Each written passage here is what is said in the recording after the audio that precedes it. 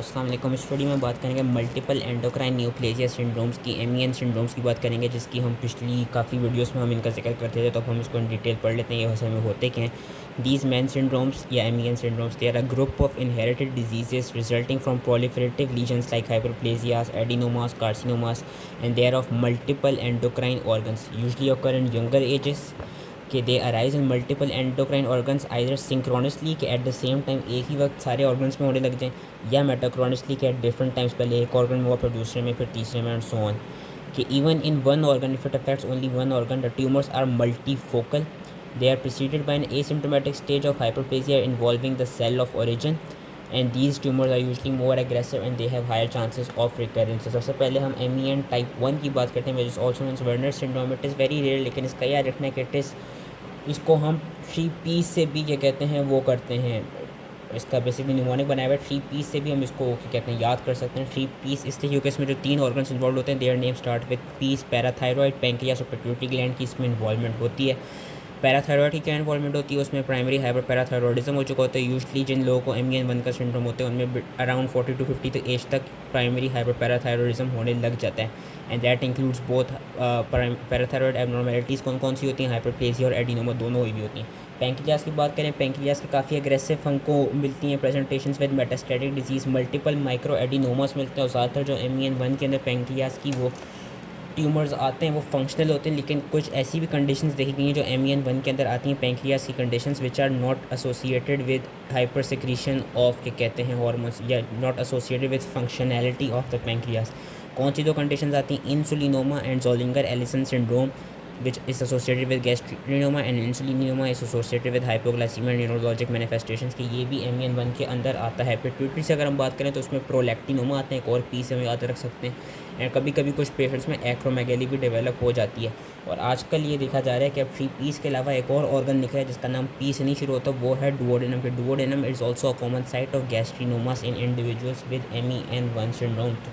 Mainly जो 3 organs involve होते हैं वो याद रखने होंगे, parathyroid which is link to hyper parathyroidism, pituitary which is link with prolactinoma and your acromegaly, and pancreas which is link with multiple microadenomas. And अगर हम non functionality की बात करें तो जोलिंगर एलिसन सिंड्रोम और इंसुलिनोमा। MEN1 सिंड्रोम अब basically होता है क्यों है, क्योंकि there is germline mutation of MEN1 tumour suppressor gene which encodes a protein called मेनिन।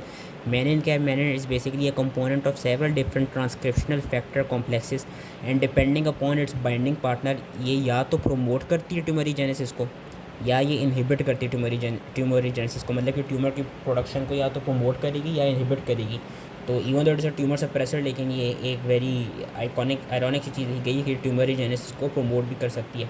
तो उन्होंने ट्रांसक्रिप्शन फैक्टर्स यहाँ पे बताए हुए और 19 से रिलेटेड बताया हुआ है जून डी एंड KMT2 है। अब जून डी की अगर बात करें, if it binds with, if the menin protein binds with Jun D, तो it blocks transcriptional activation and cellular proliferation which are induced by Jun D. As a result it acts as a inhibitor of tumorigenesis. Whereas अगर हम KMT2 की बात करें तो menin protein, it when binded with KMT2 it leads to formation of tumor promoting transcriptional complexes by upregulating the expression of Hox genes which is seen in some subset of acute leukemias।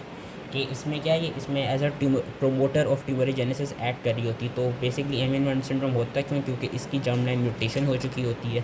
कौन कौन से हमें ज़्यादा clinical findings मिलती हैं related to these 3 organs, recurrent hypoglycaemia हो सकता है due to insulinoma, intractable peptic ulcers हो सकते हैं due to Zollinger Ellison syndrome, nephrolithiasis हो सकती है due to PTH induced hypercalcaemia and prolactin excess की वजह से जो सिम्टम्स हमें मिलते हैं वो बेसिकली इस सिंड्रोम में मिल सकते हैं। That was all related to MEN type 1।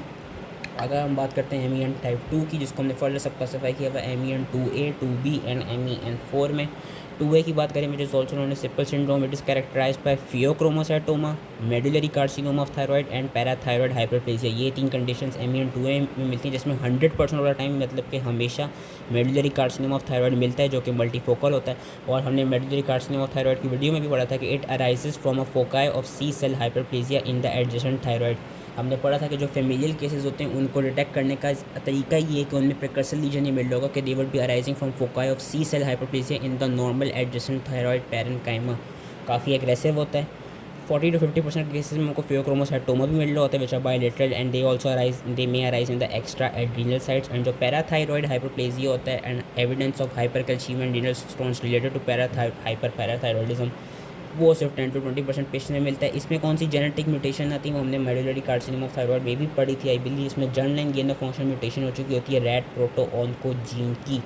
अब हम बात करते हैं MEN2B की। MEN2B में मेडुलरी थायराइड कार्सिनोमा काफ़ी मल्टीफोकल एंड काफ़ी एग्रेसिव मिलता है as compare to MEN2A and इसमें हमें फेयोक्रोमोसाइटोमा भी मिलता है। लेकिन हमें हाइपर पैराथायरॉयडिज्म नहीं मिलता, पैराथायरॉयड ग्लैंड्स की इन्वॉल्वमेंट नहीं मिलती। इसमें हमें क्या मिलता है, इसमें अलग से ये मिलता है कि neuromas and ganglioneuromas involving the skin, oral mucosa, eye, respiratory tract, GI tract and marfanoid habitus with long axial skeletal features and hyper extensible joints के। जिन लोगों को मार्फन सिंड्रोम होते हैं उनकी जो बॉडी की मॉर्फोलॉजी होती है ना, वो इस MEN2B सिंड्रोम में मिलती है, which is also known as marfanoid habitus, कि उनकी तरह की बॉडी टाइप मिलती है जो मार्फन सिंड्रोम वाले लोगों की बॉडी टाइप होती है, with long axial skeletal features and hyper extensible joints.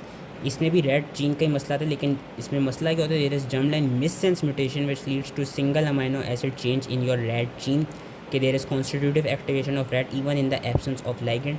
And इसको हमने इस पूरे पैराग्राफ में बताया है कि इसको हम ईजिली डिटेक्ट करने के लिए हम क्या करा सकते हैं, क्योंकि इसमें हमने देखा जो मेडुलरी कार्सिनोमा ऑफ थायराइड है वो इतना ज़्यादा एग्रेसिव और मल्टीफोकल होता है, तो इन पेशेंट्स में हम उसकी अर्ली स्क्रीनिंग के लिए, अर्ली स्क्रीनिंग ऑफ MEN2A के लिए हम प्रोफाइलैक्टिक या अर्ली थायराइड एक्टमी करा सकते हैं to see whether MEN2A is present या नॉट। लास्टली MEN4 का भी ये एक नई एंटिटी आई है, इसका इतना नहीं पता, इसमें बस ये दिखा गया कि देयर इज जर्मलाइन CDKN1B की mutation, so that was all related to MEN syndromes. I hope easily समझ में आ गया हो। Thank you.